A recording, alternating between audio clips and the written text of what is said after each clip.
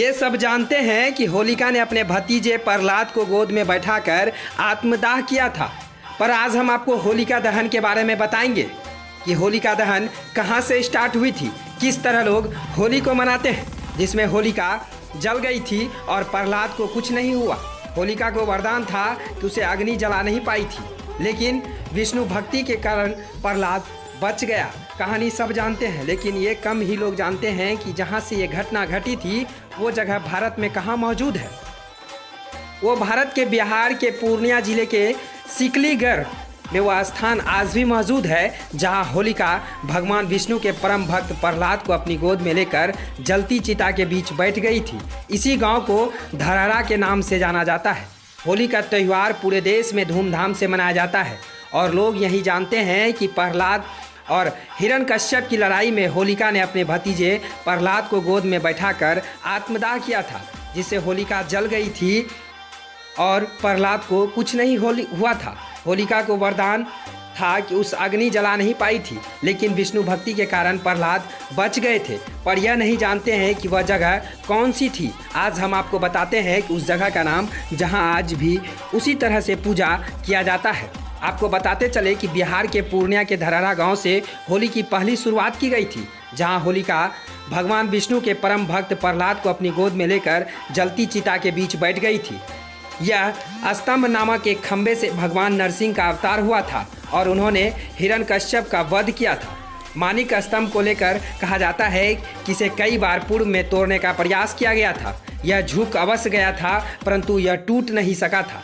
पूर्णिया जिला मुख्यालय से करीब 40 किलोमीटर दूर सिकलीगढ़ के बुजुर्गों का कहना है कि प्राचीन काल से 400 एकड़ में एक किला था, जो अब भी सिमट कर 100 करोड़ में हो गया है। माना जाता है कि यहाँ पर हिरण नामक एक नदी बहती थी। वह बताते हैं कि कुछ वर्ष पहले तक नरसिंह स्तंभ में जो हॉल है, उसमें पत्थर डालने से हिरण नामक नदी में पत्थर पहुँच जाता था। यहाँ मौजूद माणिक स्तंभ लाल ग्रेनाइट से बना है। इस स्तंभ का आगे हिस्सा ध्वस्त है। जमीन की सतह से करीब 10 फुट ऊंचे और 10 फुट व्यास के इस स्तंभ को अंदरूनी हिस्सा पहले खोखला था। पहले अब श्रद्धालु से पैसे डालते थे, जो स्तंभ के भीतर छप छप की आवाज़ आती थी। इससे अनुमान लगाया जाता था कि स्तंभ के निचले हिस्से में जल स्रोत है। इस स्तंभ के विशेषता है कि यहाँ राख और मिट्टी से अभी भी होली खेली जाती है। यहाँ स्थानीय मान्यता है कि जब होलिका मर गई थी और प्रहलाद चिता से सकुशल वापस आ गए थे, तब प्रहलाद के समर्थकों ने खुशी में राख और मिट्टी एक दूसरे पर लगाकर खुशी मनाई थी और तभी से होली प्रारंभ हुआ था। यहाँ आज भी होलिका दहन के समय 40 से 50 हज़ार श्रद्धालु उपस्थित होते हैं और जमकर राख और मिट्टी से होली खेलते हैं। ये तस्वीर हम आपको वही होलिका दहन की तस्वीर दिखा रहे हैं, जिस समय पूर्णिया के धरहरा में, पूर्णिया मुख्यालय से 40 किलोमीटर की दूरी पर ये अवस्थित है, जहां पर ये होलिका दहन का आयोजन होता है। आप तस्वीर में देख रहे होंगे किस तरह होलिका दहन का आयोजन किया जाता है। ये तस्वीर हम अगले साल की आपको दिखा रहे हैं, जो तस्वीर ही आप देखकर समझ जाएंगे। यहाँ पर लोग मिट्टी और राख से होली खेलते हैं, ना कि गुलाल और अबीर से। यहाँ में अभी भी होलिका दहन के समय 40 से 50 हज़ार श्रद्धालु उपस्थित होते हैं। तो आपको अब मालूम चल गया होगा कि होली कहाँ से शुरुआत हुई थी। ये बिहार के पूर्णिया की है, जहाँ से आज लोग होली मनाते हैं। यहीं से होली की शुरुआत हुई थी।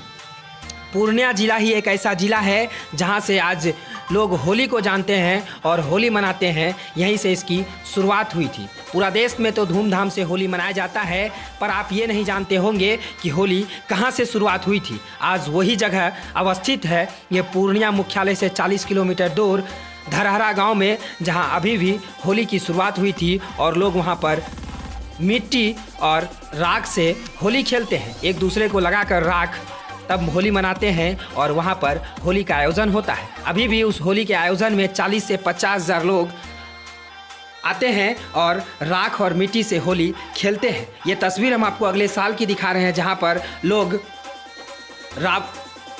अगले साल की ये तस्वीर हम आपको दिखा रहे हैं, जहाँ लोग होलिका दहन का आयोजन करते हैं, पटाखे फूटते हैं, पर अबीर गुलाल का आयोजन नहीं होता है। वहाँ पर लोग राख और मिट्टी से होली खेलते हैं, एक दूसरे को जमकर लगाते हैं।